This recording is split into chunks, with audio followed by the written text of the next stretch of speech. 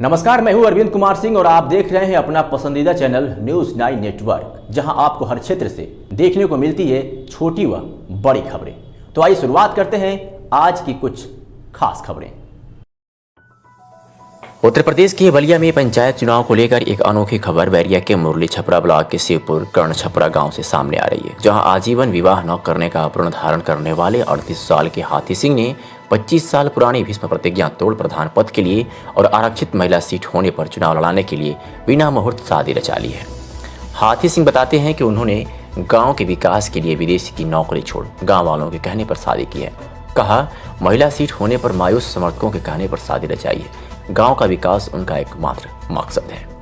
7 फेरे लेते हुए इन तस्वीरों को गौर से देखिए। ये तस्वीर बैरिया तहसील के मुरली छपरा ब्लॉक के कर्ण छपरा गांव की है, जहां हाथी सिंह की माने तो वह पिछले साल भी ग्राम प्रधान का चुनाव लड़े थे और दूसरे नंबर पर थे, मगर इस बार यह सीट महिला के लिए आरक्षित हो गया, जिससे उनके समर्थक मायूस हो गए और समर्थकों ने ही एक ही दिन में दुल्हन ढूंढ निकाला और समर्थकों के कहने पर उन्होंने बिना मुहूर्त के ही अपनी 25 साल भीष्म प्रतिज्ञा तोड़ और समर्थकों के कहने पर अपने गांव के ही धर्मनाथ जी मंदिर में 26 तारीख को शादी कर ली, ताकि अपनी पत्नी को चुनाव लड़ा सकें।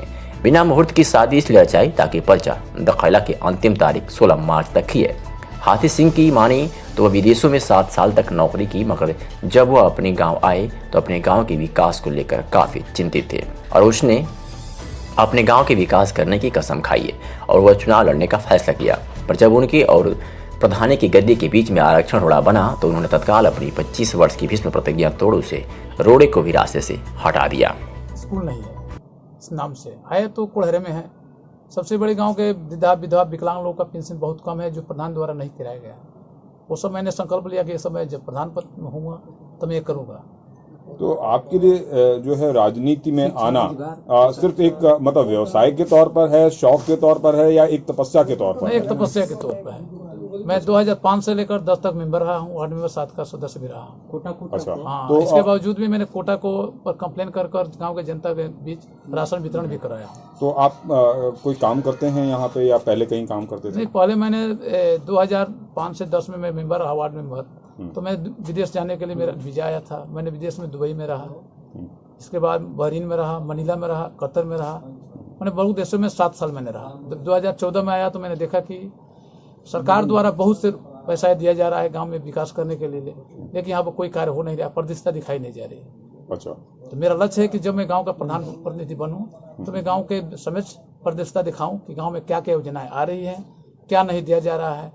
यही मेरा लक्ष्य है। तो यानी कि जो आरक्षण में जो फेरबदल हुआ उसकी वजह से आपको अपने प्रण को तोड़ने के लिए मजबूर होना पड़ा? जी जी। नहीं सर, पब्लिक ने उनको ये पब्लिक ने मुझे मजबूर किया। पब्लिक ने मजबूर। मैं फिर लड़ना नहीं चाहता था। पब्लिक ने मुझे मजबूर किया कि आप शादी नहीं करेंगे तो गांव का विकास नहीं होगा। पब्लिक के कहने और मेरे दोस्त मित्र बुजुर्ग नागरिकगण थे, उन लोग कहने के दबाव में मैंने शादी किया। ठीक है, थैंक यू।